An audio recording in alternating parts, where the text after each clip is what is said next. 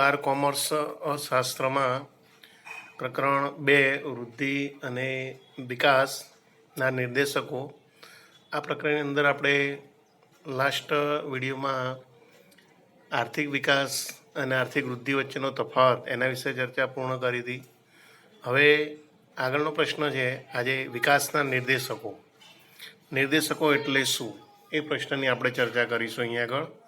તો કે દેશમાં આર્થિક વિકાસ થયો છે કે કેમ, જો થયો હોય તો કેટલી ઝડપથી થયો છે, દેશમાં આર્થિક વિકાસની કક્ષા કેટલી છે તે જાણવા અને તેનું માપ કાઢવા માટે કેટલાક પરિબળોને ધ્યાનમાં લેવા પડે છે.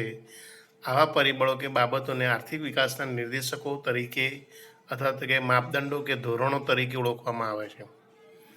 અહીંયા આગળ આપણે જોયું કે ભાઈ વિશ્વમાં 2 પ્રકારના દેશો છે, વિકસિત દેશો અને વિકાસશીલ દેશો.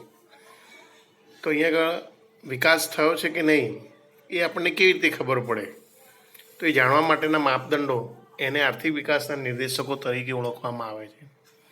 બરાબર, એટલે બીજી વ્યાખ્યા એવી પણ આપી શકાય કે જે પરિબળો કે બાબતો સંખ્યાત્મક છે જેના દ્વારા દેશનો આર્થિક વિકાસ થયો છે કે નહીં અને થયો હોય તો કેટલી ઝડપથી થયો છે, તેમજ આર્થિક વિકાસનું સ્તર જાણી શકાય એવા પરિબળોને આર્થિક વિકાસના નિર્દેશકો તરીકે ઓળખવામાં આવે છે.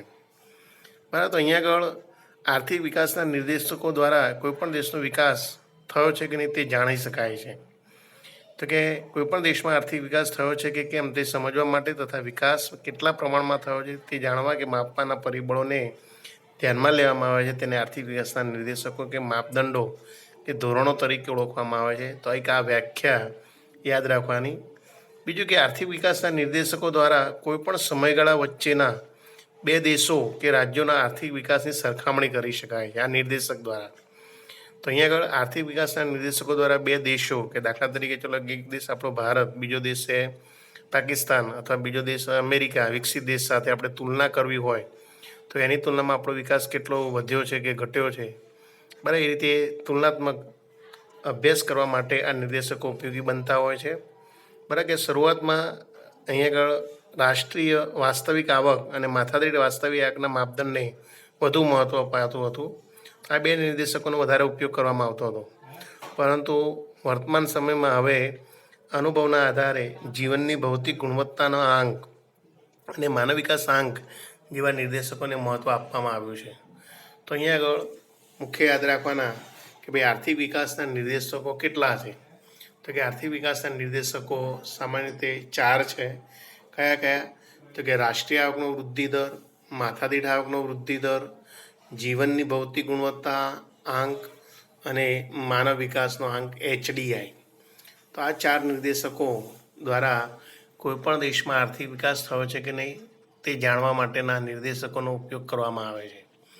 બરાબર, કે આપણો દેશ દાખલા તરીકે ભારત દેશમાં આર્થિક વિકાસ થયો છે કે નહીં તો આ રાષ્ટ્રીય આવકના આધારે, માથાદીઠ આવકના આધારે, જીવનની ભૌતિક ગુણવત્તાના આધારે, માનવ વિકાસ આંકના આધારે દેશમાં વિકાસ થયો છે કે નહીં તે જાણી શકાતું હોય છે. અન્ય દેશોની તુલના પણ એના દ્વારા કરી શકાતી હોય છે. તો આ રીતે આર્થિક વિકાસના જે નિર્દેશકો છે એક પ્રકારના માપદંડો છે, ધોરણો છે, એનો અભ્યાસ કરવાનો છે. તેમાં સૌથી પહેલાં આપણે જોઈશું રાષ્ટ્રીય આવકનો વૃદ્ધિ દર. પરીક્ષામાં તમને અલગ એક આ પ્રશ્ન તરીકે પૂછાઈ શકે છે કે ભાઈ રાષ્ટ્રીય આવકના નિર્દેશક તરીકે આર્થિક વિકાસના નિર્દેશક તરીકે રાષ્ટ્રીય આવકનો નિર્દેશક સમજાવો. એ રીતે પ્રશ્ન પરીક્ષામાં પૂછાય. ઘણી બધા પ્રશ્ન પરીક્ષામાં 3 ગુણમાં પૂછાતો હોય છે. તો યાદ રાખવાનું કે ભાઈ આર્થિક વિકાસના નિર્દેશક તરીકે રાષ્ટ્રીય આવકનો વૃદ્ધિ દર સમજાવો. આ પ્રશ્નની અંદર તમારે અહીંયા આગળ રાષ્ટ્રીય આવક કેવી રીતે નિર્દેશક તરીકે ઓળખાય છે અને બીજું કે એની મર્યાદાઓ શું છે એ પણ ધ્યાનમાં લેવામાં આવે છે, એટલે એ મર્યાદાઓ પણ સમજાવી રહી. તો અહીંયા રાષ્ટ્રીય આવકના નિર્દેશક પ્રમાણે જોઈએ તો સૌથી પહેલાં રાષ્ટ્રીય આવક એટલે શું તો એની વ્યાખ્યા આપણે ધોરણ 11માં શીખી ગયા છે કે ભાઈ વર્ષ દરમિયાન દેશમાં ઉત્પાદનના સાધનો અને કુદરતી સંપત્તિના ઉપયોગ દ્વારા ઉત્પન્ન કરવામાં આવેલ તમામ તૈયાર ચીજવસ્તુઓ અને સેવાઓના કુલ બજાર મૂલ્યને રાષ્ટ્રીય આવક તરીકે ઓળખવામાં આવે છે. તો અહીંયા આગળ રાષ્ટ્રીય આવક કેવી રીતે નિર્દેશક છે તો અહીંયા યાદ રાખજો કે જો દેશની વાસ્તવિક રાષ્ટ્રીય આવકમાં લાંબા ગાળા સુધી સતત વધારો થઈ રહ્યો હોય તો આર્થિક વિકાસ થયો તેમ કહેવાય છે. વાસ્તવિક રાષ્ટ્રીય આવક એટલે અહીંયા આગળ સ્થિર ભાવે જે ગણવામાં આવેલી આવક હોય કે ભાઈ જે વર્ષે ભાવો સ્થિર રહ્યા હોય એને વાસ્તવિક આવક તરીકે ઓળખવામાં આવતી હોય છે, સ્થિર વર્ષ તરીકે ઓળખાતું હોય છે. તો જો દેશની વાસ્તવિક રાષ્ટ્રીય આવકમાં લાંબા ગાળા સુધી સતત વધારો થઈ રહ્યો હોય તો આર્થિક વિકાસ થયો છે તેમ કહેવાય છે. જો રાષ્ટ્રીય આવક ઊંચા દરે વધી હોય તો વિકાસનો દર કેવો ઊંચો ગણાય છે, અને જો રાષ્ટ્રીય આવક નીચા દરે વધી હોય તો આર્થિક વિકાસનો દર મંદ ગણાય છે, એટલે કે આર્થિક વિકાસ કેવો છે, ઓછો છે. જો રાષ્ટ્રીય આવક નીચા દરે વધતી હોય તો આર્થિક વિકાસનો દર મંદ એટલે કે ધીમો ગણાય છે, અને જો રાષ્ટ્રીય આવકમાં વધારો ન થતો હોય તો તે સ્થગિતતાની અવસ્થા દર્શાવે છે. સ્થગિતતા એટલે સ્થિર થઈ ગયો છે, અટકી ગયો છે એવું કહી શકાય છે. જો રાષ્ટ્રીય આવકમાં ઘટાડો થતો હોય તો આર્થિક વિકાસની પીછેહટની સ્થિતિ ગણાય છે, એટલે કે જો આપણા દેશની જે રાષ્ટ્રીય આવક ગયા વર્ષે જે રાષ્ટ્રીય આવક હતી એના કરતાં આ વર્ષે રાષ્ટ્રીય આવક ઓછી થઈ હોય તો એનો મતલબ કે આપણો આર્થિક વિકાસ ઘટી રહ્યો છે એમ કહેવાય. તો આ માપદંડ પ્રમાણે નાણાકીય આવક નહીં પણ વાસ્તવિક આવક ધ્યાનમાં લેવાતી હોવાથી રાષ્ટ્રીય આવકની બજાર ભાવે નહીં પરંતુ સ્થિર ભાવે ગણતરી કરવામાં આવે છે એમ કહેવાય છે. તો આ રીતે રાષ્ટ્રીય આવકનો વૃદ્ધિ દર એ આર્થિક વિકાસના નિર્દેશક તરીકે અહીંયા ધ્યાનમાં લેવામાં આવે છે. તો ફરી એકવાર યાદ રાખજો કે રાષ્ટ્રીય આવકનો નિર્દેશક કઈ રીતે, તો કે જો દેશની વાસ્તવિક રાષ્ટ્રીય આવકમાં લાંબા ગાળા સુધી સતત વધારો થઈ રહ્યો હોય તો આર્થિક વિકાસ થયો છે તેમ ગણાય.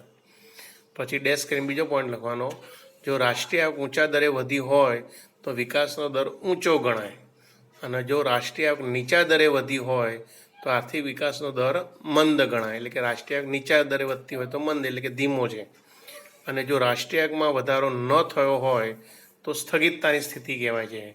ગયા વર્ષ કરતાં આ વર્ષમાં રાષ્ટ્રીય આવકમાં કોઈ જ ફેર ના પડ્યો હોય કે ગયા વર્ષે જેટલી રાષ્ટ્રીય આવક હતી એટલી જ અત્યારે રાષ્ટ્રીય આવક છે, તેનો મતલબ રાષ્ટ્રીય આવક આર્થિક વિકાસ સ્થગિત થઈ ગયો એમ કહેવાય છે. અને જો રાષ્ટ્રીય આવકમાં ઘટાડો થતો હોય તો તે આર્થિક વિકાસની પીછેહટની સ્થિતિ ગણાય છે, એટલે કે રાષ્ટ્રીય આવક ઘટતી જતી હોય તો આર્થિક વિકાસ ધીમો એટલે કે ઘટી રહ્યો છે તેમ કહેવાય છે. બરાબર. પછી ડેશ કરીને આ માપદંડ પ્રમાણે નાણાકીય આવક નહીં પરંતુ વાસ્તવિક આવક ધ્યાનમાં લેવાની હોવાથી રાષ્ટ્રીય આવક બજાર ભાવે નહીં પરંતુ સ્થિર ભાવે ગણતરી કરવામાં આવતી હોય છે. તો આ રીતે રાષ્ટ્રીય આવકના આર્થિક વિકાસના નિર્દેશ તરીકે રાષ્ટ્રીય આવકને ધ્યાનમાં લેવામાં આવે છે.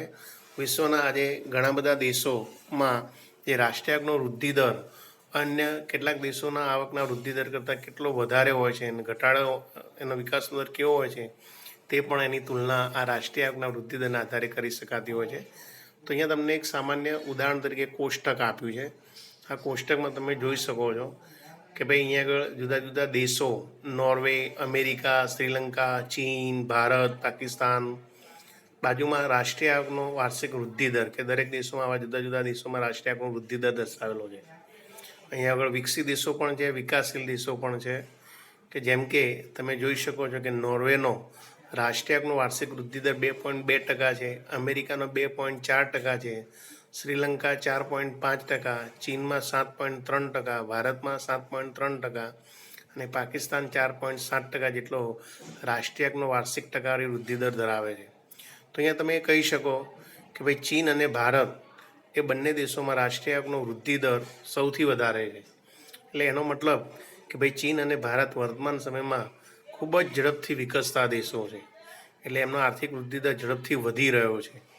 તો સાહેબ આ નોર્વે અને અમેરિકાનો વિકાસ દર નીચો છે તો એ તો વિકસિત દેશો છે, તો એનો મતલબ કે ભાઈ નોર્વે અને અમેરિકા જેવા દેશો છે એ વિકસિત દેશો છે, એ દેશોમાં આર્થિક વિકાસ થઈ ચૂક્યો છે, એટલે વર્તમાન સમયમાં એ લોકોનો રાષ્ટ્રીય આવક વૃદ્ધિ દર બરાબર કે 2.2 અને 2.4%ના દરે વધી રહ્યો છે, જ્યારે ભારત અને ચીન જેવા દેશો વર્તમાન સમયમાં વિકસતા દેશો છે એટલે ખૂબ ઝડપથી વધી રહ્યા છે, આર્થિક વિકાસ ખૂબ ઝડપથી કરી રહ્યા છે, એટલે એમનો વિકાસ દર ઊંચો છે તેમ કહી શકાય છે.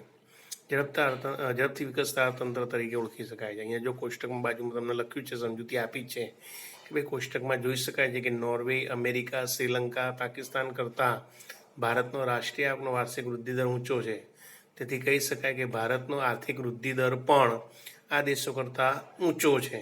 આજે ભારત વિશ્વમાં ઝડપથી વિકસતા અર્થતંત્ર તરીકે ઓળખાય છે, અને એ યાદ રાખવું જોઈએ કે નોર્વે અને અમેરિકાનો અગાઉ ખૂબ વિકાસ થઈ ચૂક્યો છે, તેથી તેઓ હવે 2 થી 3% દરે વિકાસ કરી રહ્યા છે. તો આ રીતે આર્થિક વિકાસ રાષ્ટ્રીય આવકના વૃદ્ધિ દરને આધારે દુનિયામાં દેશોનો વિકાસ થયો છે કે નહીં અને કયા દેશનો કેટલો થઈ રહ્યો છે એ જાણી શકાય છે અને તુલનાત્મક અભ્યાસ કરી શકાતો હોય છે. હવે આ રાષ્ટ્રીય આવકના વૃદ્ધિ દરની કેટલીક મર્યાદાઓ છે. આપણે આર્થિક વિકાસ થયો છે કે નહીં તે માપવા માટેનો માપદંડ આ રાષ્ટ્રીય આવક લઈએ છીએ, પણ આ રાષ્ટ્રીય આવકની કેટલીક શું છે મર્યાદાઓ છે કે જેને કારણે આ નિર્દેશક પાછો કેવો મર્યાદિત બને છે. કે જેમ કે સૌથી પહેલી મર્યાદા છે એ એક રાષ્ટ્રીય આવકની ગણતરીની મુશ્કેલી. અહીંયા આગળ રાષ્ટ્રીય આવકની ગણતરીની મુશ્કેલી, રાષ્ટ્રીય આવકની ગણવાની મુશ્કેલી પડે છે કે રાષ્ટ્રીય આવક ગણવી કેવી રીતે. ગયા સાલ ધોરણ 11માં આપણે જોયું હતું કે રાષ્ટ્રીય આવકની ગણતરીની મુશ્કેલીઓ હતી. કઈ? તો કે બેવડી ગણતરી, કે ભાઈ કોઈ એકની એક વસ્તુની 2 વાર ગણતરી થતી હોય, તૈયાર વસ્તુની ગણતરી થતી હોય, કાચા માલની ગણતરી થતી હોય, તો એને કારણે રાષ્ટ્રીય આવકનું સાચું મૂલ્ય મળતું નથી આપણને. 100 વપરાશની વસ્તુઓ તો કે એના રાષ્ટ્રીય આવકમાં ગણવામાં આવતી નથી. ઘસારો જાણવાની મુશ્કેલી, ગેરકાયદેસર દ્વારા મેળવેલી આવકો, કર ટાળો, કેટલાક લોકો કરવેરા ભરવાનું ટાળતા હોય છે, કર ચોરી કરતા હોય છે, તેથી આવી આવકો રાષ્ટ્રીય આવકની ગણતરીમાં આવતી નથી. બીજું કે આજે પણ આપણા દેશમાં કેટલીક સાટા પદ્ધતિ ચાલે છે જેને કારણે એવી આવકો ગણવામાં આવતી નથી. નિરક્ષરતા, બરાબર, કે આજે પણ આપણા દેશમાં નિરક્ષરતાનું પ્રમાણ છે અને નિરક્ષર લોકો છે એ લોકો પોતાની જે આવક પ્રાપ્ત કરે છે એનો ખર્ચ કરે છે એનો હિસાબ રાખી શકતા નથી. બરાબર, એક કરતાં વધારે વ્યવસાયમાં રોકાયેલા લોકો વગેરે કારણોસર દેશની રાષ્ટ્રીય આવક અને તેનો સાચો વૃદ્ધિ દર જાણી શકાતો નથી. એટલે આપણા દેશની સાચી રાષ્ટ્રીય આવક કેટલી છે એ ચોક્કસ ગણી શકાતી નથી, પણ અમે રાષ્ટ્રીય આવકનો વૃદ્ધિ દર એ સાચો માપદંડ ગણાતો નથી. તો આ રીતે રાષ્ટ્રીય આવકની ગણતરીની મુશ્કેલી હોવાને કારણે આ રાષ્ટ્રીય આવકનો નિર્દેશક અહીંયા આગળ મર્યાદા ધરાવે છે. ત્યાર પછી બીજી મર્યાદા છે વસ્તી. તો કે રાષ્ટ્રીય આવકનો વૃદ્ધિ દર એ વસ્તી એને એક અસર કરે છે એમ કહેવાય છે. એ વસ્તી અહીંયા આગળ કેવી રીતે અસર કરે છે તો કે રાષ્ટ્રીય આવક જાણવાથી વિકાસનો સાચો ખ્યાલ આવી શકતો નથી, જે તે દેશની વસ્તીને પણ ધ્યાનમાં લેવામાં આવે છે. હવે રાષ્ટ્રીય આવકનો નિર્દેશક છે એ અહીંયા આગળ વસ્તીને ધ્યાનમાં લેતો નથી, એટલે આ એક એની મર્યાદા બનતી હોય છે. હવે રાષ્ટ્રીય આવકનો નિર્દેશક વસ્તીને ધ્યાનમાં લેતો નથી. કેવી રીતે? તો કે રાષ્ટ્રીય આવકની સાથે દેશની વસ્તીનું પ્રમાણ ધ્યાનમાં લેવામાં આવે તો જ માથાદીઠ આવકનું પ્રમાણ આર્થિક વિકાસનો સાચો માપદંડ બની શકે, પરંતુ અહીંયા આગળ વસ્તીને ધ્યાનમાં લેવામાં આવતી નથી. બરાબર, કે ભાઈ જો દેશની રાષ્ટ્રીય આવક વધારે હોય અહીંયા આગળ, કારણ કે વસ્તીને ધ્યાનમાં લેવામાં આવે તો એના આધારે આપણા દેશનો વિકાસ થયો છે એ જાણવું બહુ જરૂરી બનતું હોય છે. કે ભાઈ જો દેશની રાષ્ટ્રીય આવક વધારે હોય કોના કરતાં? વસ્તી કરતાં, તો આર્થિક વિકાસ થયો કહેવાય. જો દેશનો વિકાસ દેશના જે વસ્તી છે એના કરતાં વધારે ન હોય તો આર્થિક વિકાસ થયો તેમ કહી શકાય નહીં. અને જો દેશની રાષ્ટ્રીય આવકની સાથે દેશની વસ્તી પણ ખૂબ ઝડપથી વધતી હોય, એટલે કે રાષ્ટ્રીય આવક પણ વધે અને વસ્તી પણ વધતી હોય તો પણ વધુ વિકાસ થાય છે એવું કહી શકાય નહીં. બરાબર, તો અહીંયા આગળ ટૂંકમાં કહેવાનો મતલબ કે દેશમાં જે વસ્તી હોય એના કરતાં રાષ્ટ્રીય આવકનો વૃદ્ધિદર ઊંચો રહેતો હોય તો જ દેશમાં વિકાસ થયો તેમ કહી શકાય છે. તો આ રીતે વસ્તીની બાબતને આ નિર્દેશક ધ્યાનમાં લેતો નથી, એટલા માટે આ રાષ્ટ્રીય આવકનો નિર્દેશક આર્થિક વિકાસના નિર્દેશક તરીકે મર્યાદા ધરાવે છે તેમ કહી શકાય છે. ત્રીજી મર્યાદા છે રાષ્ટ્રીય આવક ગણવાની જુદી જુદી પદ્ધતિઓ. અહીંયા આગળ રાષ્ટ્રીય આવક ગણવાની જુદી જુદી પદ્ધતિઓનો ઉપયોગ થાય છે વિશ્વમાં. ધારો કે વિશ્વમાં આજે ઘણા બધા દેશો છે, દરેક દેશો રાષ્ટ્રીય ગણવા માટે જુદી જુદી પદ્ધતિનો ઉપયોગ કરે છે અને એટલા માટે જ કે બધા જ દેશોની રાષ્ટ્રીય આવક એક સરખી હોઈ શકે એવું કહી શકાય નહીં, અને તેથી એક દેશનો બીજા દેશ સાથે આપણે માપદંડની તુલના કરીએ ત્યારે એ કરવાનું કાર્ય મુશ્કેલ છે. જેમ કે ઉત્પાદન, અહીંયા આગળ રાષ્ટ્રીય આવકની ગણતરી કરવાની મુખ્ય 3 પદ્ધતિઓ છે. આપણે ગઈ સાલ ભણ્યા હતા કે ભાઈ રાષ્ટ્રીય આવકની ગણવાની પદ્ધતિઓ કેટલી? 3: ઉત્પાદન પદ્ધતિ, આવક પદ્ધતિ અને ખર્ચ પદ્ધતિ. હવે કોઈ એક પદ્ધતિ કરતાં બીજી પદ્ધતિથી રાષ્ટ્રીય આવકની ગણતરી કરવા રાષ્ટ્રીય આવકમાં ફેર પડે છે. તમે ઉત્પાદન પદ્ધતિ દ્વારા રાષ્ટ્રીય આવકની ગણતરી કરતા હોય, ખર્ચ પદ્ધતિ દ્વારા કરતા હોય કે આવક પદ્ધતિ દ્વારા કરતા હોય, તો આમ જુદી જુદી પદ્ધતિઓ દ્વારા જો તમે રાષ્ટ્રીય આવકની ગણતરી કરતા હોય તો અમુક સમયે રાષ્ટ્રીય આવકમાં ફેરફાર ઊભા થતા હોય છે. તો બધા જ દેશો જુદી જુદી આવી રાષ્ટ્રીય આવકની પદ્ધતિનો ઉપયોગ કરતા હોય છે, રાષ્ટ્રીય આવકની ગણતરી માટેની પદ્ધતિનો ઉપયોગ કરતા હોય છે. તેથી આંતરરાષ્ટ્રીય સ્તરે રાષ્ટ્રીય આવકની તુલના કરવાનું કાર્ય મુશ્કેલ બને છે. તો આમ રાષ્ટ્રીય આવક ગણવાની જુદી જુદી પદ્ધતિઓ હોવાને કારણે પણ બરાબર કે આ નિર્દેશક મર્યાદા ધરાવે છે. તો આમ રાષ્ટ્રીય આવક આર્થિક વિકાસના નિર્દેશક તરીકે આ રાષ્ટ્રીય આવકની વૃદ્ધિ એ અહીંયા આગળ 3 પ્રકારની મર્યાદાઓ ધરાવે છે. રાષ્ટ્રીય આવકની ગણતરીની મુશ્કેલી, બીજું કે વસ્તીને ધ્યાનમાં લેતો નથી, અને ત્રીજું કે રાષ્ટ્રીય આવક ગણવાની જુદી જુદી પદ્ધતિઓ હોવાને કારણે આંતરરાષ્ટ્રીય તુલના કરવાનું કાર્ય કેવું છે, મુશ્કેલ છે. તો અહીંયા આગળ એક આખો જે આ પ્રશ્ન આપણે પૂર્ણ કરીએ છીએ કે ભાઈ આર્થિક વિકાસના નિર્દેશક તરીકે રાષ્ટ્રીય આવક વૃદ્ધિ દરનો ખ્યાલ સમજાવો, એની મર્યાદાઓ સાથે આપણે એની ચર્ચા પૂર્ણ કરીએ છીએ. હવે આગળનો મુદ્દો છે માથાદીઠ આવકનો વૃદ્ધિ દર. અહીંયા આગળ આર્થિક વિકાસના નિર્દેશક તરીકે રાષ્ટ્રીય આવકનો વૃદ્ધિ દર મર્યાદા ધરાવે છે. તેથી અહીંયા આગળ અર્થશાસ્ત્રીઓ એક નવો નિર્દેશક, એક નવો માપદંડ તરીકે જાહેર કરે છે કે ભાઈ રાષ્ટ્રીય આવક વૃદ્ધિ દર કરતાં માથાદીઠ આવકનો વૃદ્ધિ દર એ ચડિયાતો ગણાય છે. બરાબર. તો અહીંયા આગળ માથાદીઠ આવકને રાષ્ટ્રીય આવકના આર્થિક વિકાસના નિર્દેશક તરીકે ધ્યાનમાં લેવામાં આવે છે.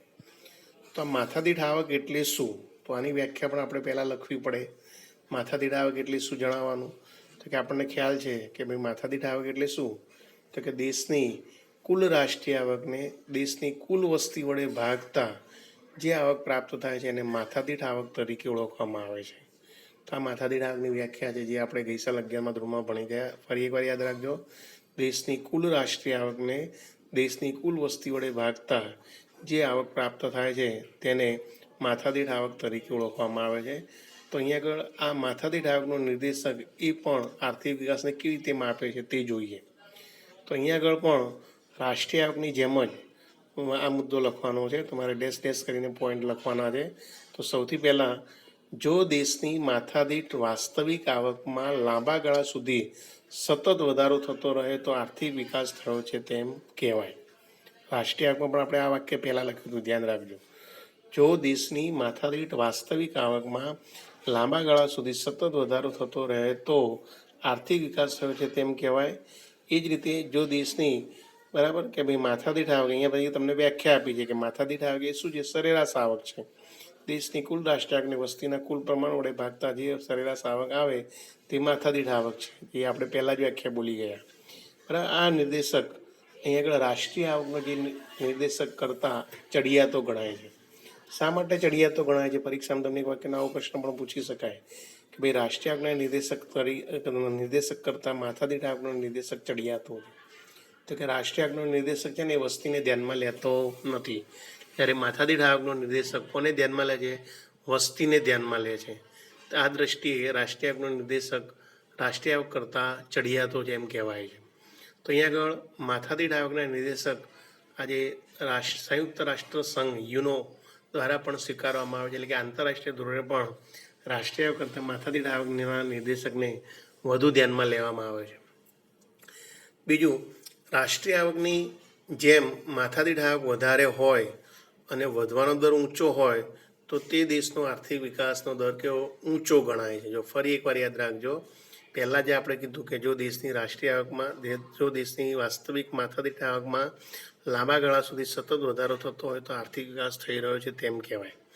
બીજું વાક્ય ડેશ કરીને, જો બરાબર કે માથાદીઠ આવક વધારે હોય અને વધવાનો દર ઊંચો હોય તો દેશનો વિકાસ દર ઊંચો ગણાય છે, અને જો માથાદીઠ આવક નીચા દરે વધે તો વિકાસનો દર નીચો ગણાય, અને જો માથાદીઠ આવકમાં વધારો ન થતો હોય તો વિકાસમાં સ્થગિતતાની સ્થિતિ આવી છે તેમ કહેવાય.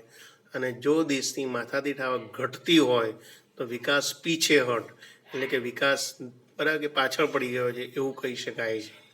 બરાબર. તો આ રીતે માથાદીઠ આવકનો નિર્દેશક આર્થિક વિકાસના માપદંડ તરીકે ગણાતો હોય છે. તો એક આ મુદ્દું યાદ રાખવાનું કે રાષ્ટ્રીય આવકની જેમ માથાદીઠ આવક વધારે હોય અને વધવાનો ઊંચો દર હોય તો વિકાસનો દર ઊંચો ગણાય છે. જો માથાદીઠ આવક નીચા દરે વધતી હોય વિકાસનો દર નીચો ગણાય છે. જો માથાદીઠ આવકમાં વધારો ન થતો હોય તો વિકાસમાં સ્થગિતતાની સ્થિતિ આવી છે તેમ કહેવાય. અને જો દેશની માથાદીઠ આવક ઘટતી હોય તો તો વિકાસની પીછેહટની સ્થિતિ કહેવાય છે, એટલે કે વિકાસ ઘટી રહ્યો છે તેમ કહી શકાય છે. તો આમ આર્થિક વિકાસનો નિર્દેશક તરીકે માથાદીઠ આવકનો નિર્દેશક આ મહત્વનો ગણાય છે. આર્થિક વિકાસ આપણે જોઈએ છીએ કે ભાઈ અહીં આગળ માથાદીઠ આવકનો નિર્દેશક ચડિયાતો કહેવાય છે. શા માટે? કારણ કે માથાદીઠ આવક લોકોની વધે છે, એને કારણે લોકોનું જીવન ધોરણ સુધરે જેમ કહેવાય છે. અને લોકોનું જીવન ધોરણ સુધરે ત્યારે માનવ વિકાસ ઊંચે લઈ જવાનું ધ્યેય સિદ્ધ થતું હોય છે. એટલા માટે અહીં આગળ માથાદીઠ આવકમાં વધારો થાય એ ઉત્તમ નિર્દેશક તરીકે ગણાય છે. જો આર્થિક વિકાસથી લોકોનું જીવન ધોરણ સુધરે નહીં તો સાચા આત્મા વિકાસ થયો તેમ કહી શકાય નહીં. એટલે કે અહીં આગળ માથાદીઠ આવક વધેની સાથે સાથે લોકોના જીવન ધોરણમાં પણ સુધારો થતો હોય તો જ સાચા અર્થમાં આર્થિક વિકાસ થઈ રહ્યો છે તેમ કહી શકાય. એટલા માટે અહીં આગળ માથાદીઠ આવક બરાબર નો વધારો એ પ્રજાના ભૌતિક કલ્યાણમાં થતા વધારાનો વધુ સારો નિર્દેશક છે તેમ કહેવાય છે. માથાદીઠ આવકમાં વધારો એ વ્યક્તિની ભૌતિક સુખાકારીમાં વધારો લાવે છે અને તેથી તે વિકાસનો સાચો માપદંડ ગણાય છે. એટલા માટે અહીંયા આગળ માથાદીઠ આવકને રાષ્ટ્રીય આવકના નિર્દેશક કરતાં ચડિયાતો ગણવામાં આવે છે. તેથી જ આજે દુનિયાના દરેક દેશોને માથાદીઠ આવકના આધારે વિકસિત છે કે વિકાસશીલ છે એવું નક્કી કરવામાં આવતું હોય છે. તો અહીંયા એક તમને કોષ્ટક આપ્યું છે ઉદાહરણ તરીકે. એ પણ એક ધ્યાનમાં રાખવાનું છે કે અહીંયા આગળ જુદા જુદા દેશોની વિકાસ થયો છે કે નહીં એ કઈ રીતે, તો કે માથાદીઠ આવકના આધારે તુલના કરવામાં આવી છે. તો અહીંયા કોષ્ટકમાં જોઈ શકો છો તમે કે જુદા જુદા દેશો, દાખલા તરીકે નોર્વે, અમેરિકા, શ્રીલંકા, ચીન, ભારત, પાકિસ્તાન, આ બધા દેશો, અને એમાં માથાદીઠ આવક કેટલી છે જે 2014 US ડોલર પ્રમાણે ડોલરમાં માથાદીઠ આવક આપી છે અને વૃદ્ધિ દર ટકામાં આપ્યો છે. તો જો નોર્વેમાં $64,992 જેટલી માથાદીઠ આવક છે અને તેનો વૃદ્ધિ દર 1.1% જેટલો છે. અમેરિકામાં $52,947 ત્યારે વૃદ્ધિ દર 1.6% જેટલો છે. શ્રીલંકામાં $9,779 છે, 3.5% જેટલી વૃદ્ધિ દર છે. ચીનમાં $12,547 છે જ્યારે વૃદ્ધિ દર 6.7% છે. ભારતમાં $5,497 છે, 6% જેટલો માથાદીઠ આવક વૃદ્ધિ દર છે. અને પાકિસ્તાનમાં $4,866 જેટલો માથાદીઠ રાષ્ટ્રીય આવક છે બરાબર, જ્યારે એની વૃદ્ધિ દર 2.6% જેટલી છે.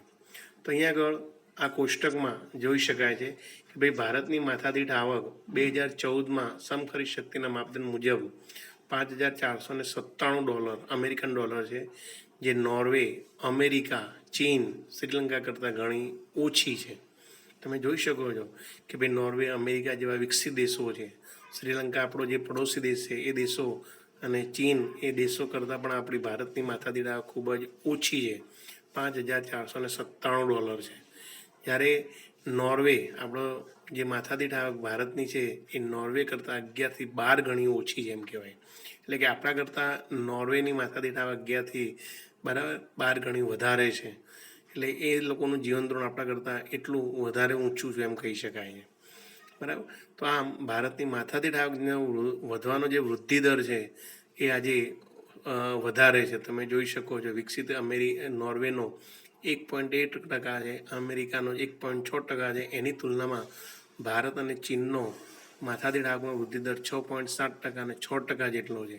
એટલે એનો મતલબ એમ કે વર્તમાન સમયમાં હવે જેમ જેમ દેશની રાષ્ટ્રીય આવકનો વૃદ્ધિ દર વધી રહ્યો છે તેમ તેમ માથાદીઠ આવકનો વૃદ્ધિ દર પણ ઝડપથી વધી રહ્યો છે.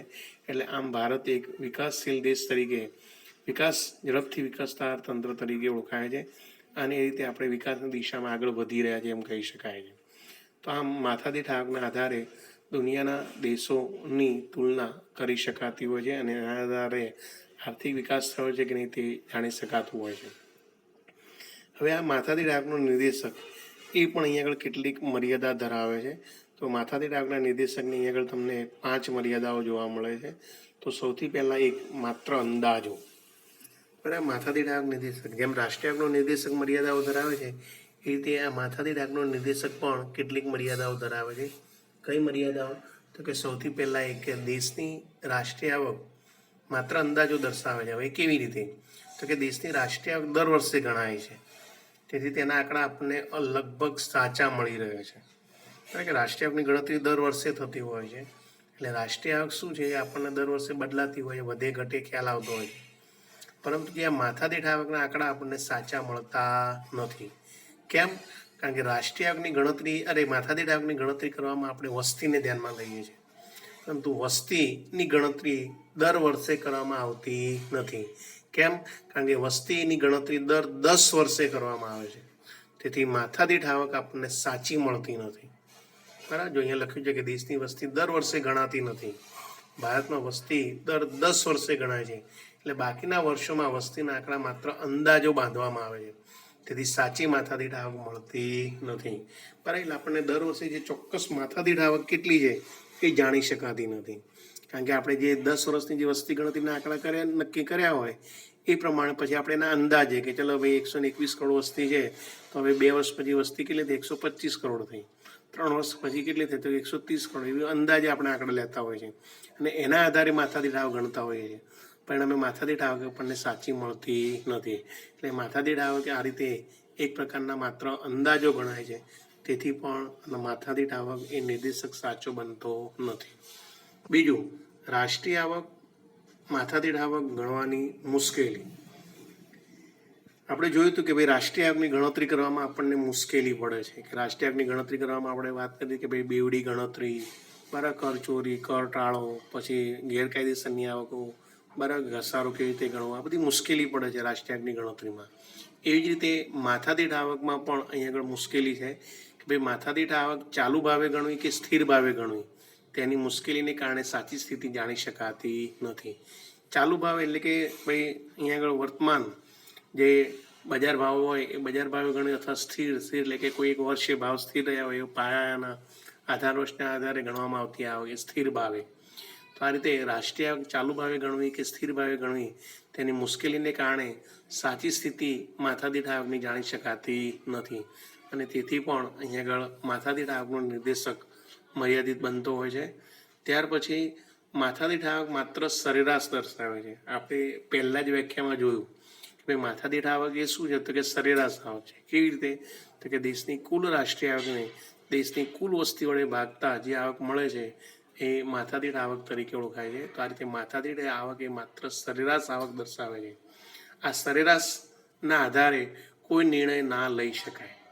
એમ કે છે કે ભાઈ કોઈ પણ વસ્તુનો આપણે નિર્ણય લેવો હોય તો સરેરાશના આધારે લઈ શકાતો નથી. જો માથાદીઠ આવક વધે અને જો આવકની વહેંચણી અસમાન રીતે થાય તો આર્થિક વિકાસ થયો તેમ કહી શકાય નહીં. બરાબર, એટલે અહીંયા આગળ માથાદીઠ આવક એ શું છે? સરેરાશ નહીં, પરંતુ ચોક્કસ હોવી જોઈએ. બરાબર, તો જો અહીંયા આગળ આ વાત મહત્વની બાબત છે કે ભાઈ માથાદીઠ આવક એ માત્ર સરેરાશ દર્શાવે છે અને સરેરાશના આધારે કોઈ નિર્ણય ના લઈ શકાય. દેશોના વિકાસની કક્ષા ચોક્કસ જાણી શકાતી નથી, અને જો માથાદીઠ આવક વધે અને દેશમાં આવકની વહેંચણી સમાન રીતે થાય તો જ આર્થિક વિકાસ થયો તેમ કહેવાય. જો વહેંચણી અસમાન રીતે થયેલી હોય તો આર્થિક વિકાસ થયો છે તેમ કહી શકાય નહીં. તેથી માથાદીઠ આવક રૂપી નિર્દેશક અહીંયા ખામી ભરેલો ગણાય છે.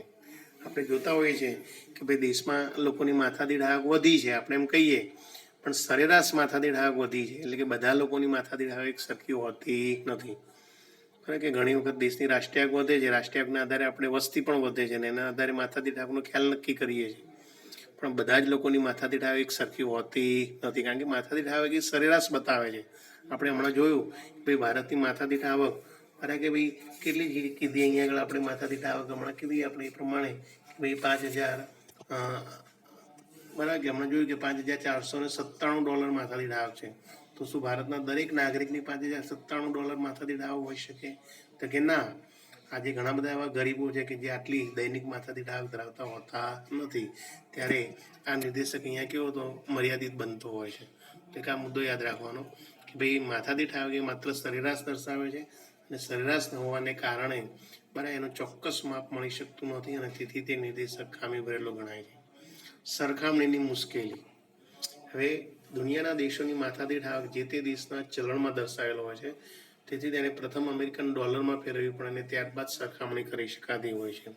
તો માથાદીઠ આવકના નિર્દેશકની ચોથી મર્યાદા છે કે ભાઈ માથાદીઠ આવક જે તે દેશોના ચલણમાં હોય છે. એટલે આજે આંતરરાષ્ટ્રીય ધોરણે જે ઉડિયામણ દર નક્કી થતો હોય છે ડોલરમાં, અમેરિકન ડોલરમાં, તો તો એ પ્રમાણે દરેક દેશના ચલણને અમેરિકન ડોલરમાં ફેરવવું પડતું હોય છે અને એના આધારે બરાબર કે દુનિયાના દેશોએ પોતાના હુડિયામણના દર પોતાની રીતે નક્કી કરેલો હોય. સાચો વિનિમય દર જાણી શકાતો નથી, પણ અમે માથાદીઠ આવકની મદદથી જુદા જુદા આર્થિક વિકાસની સાચી સરખામણી થઈ શકતી નથી. તો એક આ મહત્વની મર્યાદા છે. બરાબર, દુનિયાના દેશોએ પોતાનો હુડિયામણના દર ઉપર અનેક જાતના અંકુશો મૂકેલા હોવાથી તેમનો સાચો વિનિમય દર જાણી શકાતો નથી.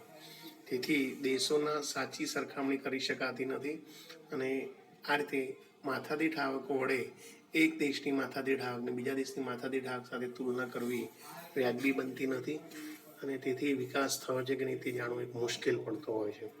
તો આ સરખામણી કરવામાં મુશ્કેલી પડે છે.